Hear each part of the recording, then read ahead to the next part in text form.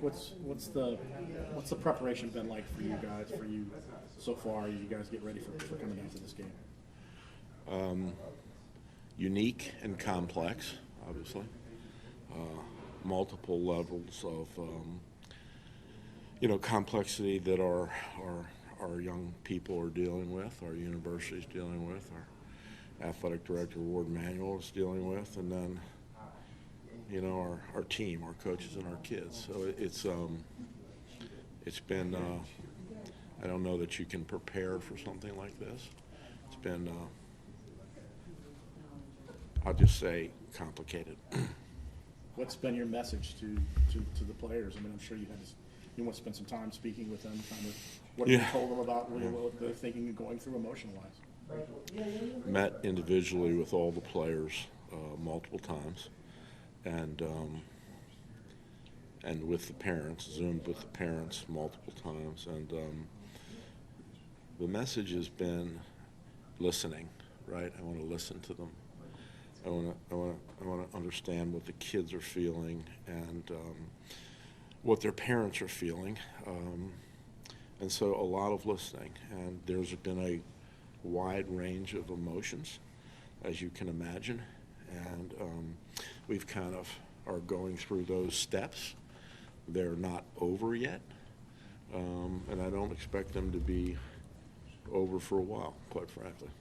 But our main message is the mandate that Ward Manuel gave me as the athletic director when he asked me to be the interim coach was to love and take care of the kids. And so that's what I'm spending all of my time doing, is loving kids.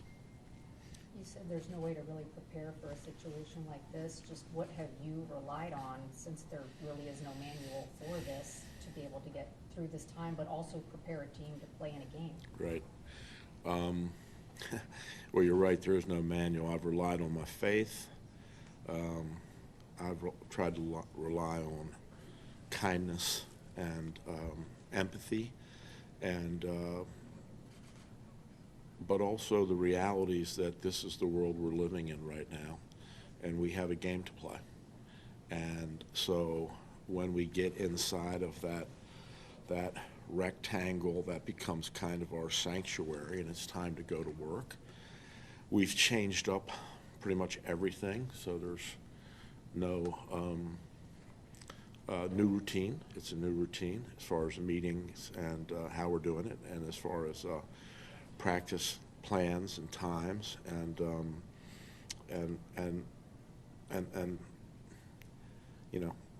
that's what we're doing.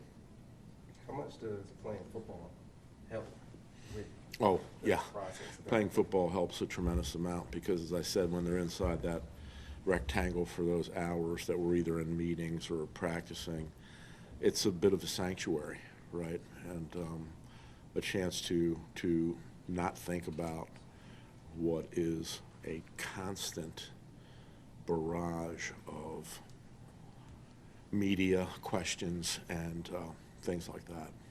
Are the players looking forward to playing Texas? Excuse me? Are the players looking forward to playing Texas? Well, I think the way we feel about it at the University of Michigan is,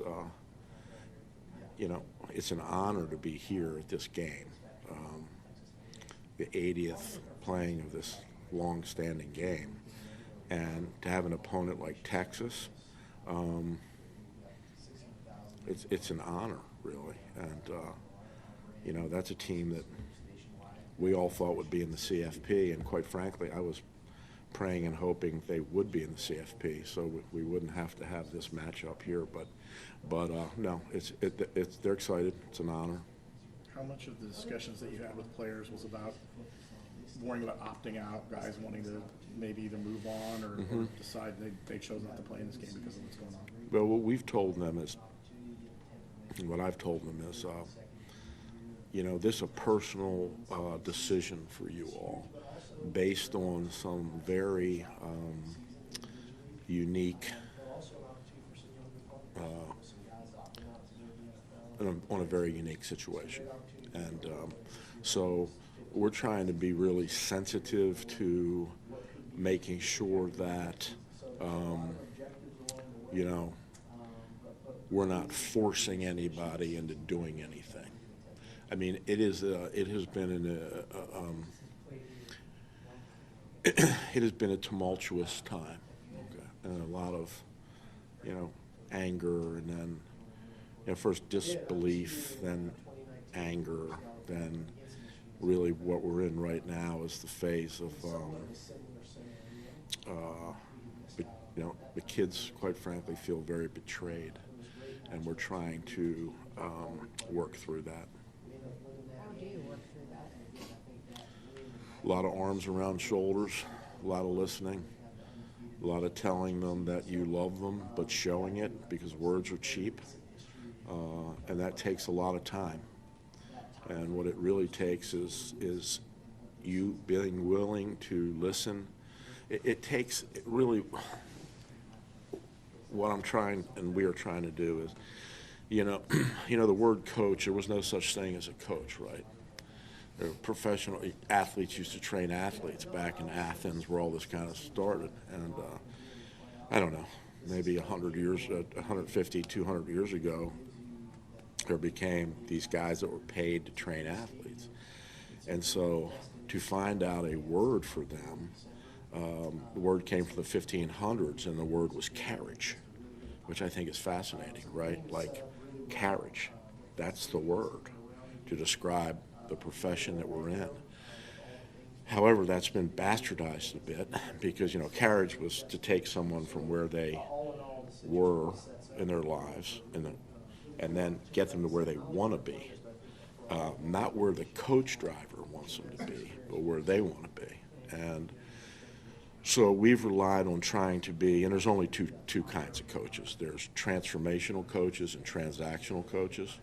That's the driver when you get on the carriage says, hey, where do you want to go? I'll tell you anything to get you on the carriage. But once you get on, I'm driving it where I wanted to go, bigger contract, better job, a podcast, or some Saturday afternoon gig or something like that. What we're doing is listening and saying, where do you want to go? And how do we help you get to where you want to go? And we're trying to be very transformational instead of transactional. How much do you think changing venue, getting out of town, getting the players down here will kind of shift their mindset and then really let the focus begin? Well, I hope it is a big change for us, However, I don't know that. I couldn't answer that to you with any certainty, but I'm hoping so. Thank you, Coach. Sure thing.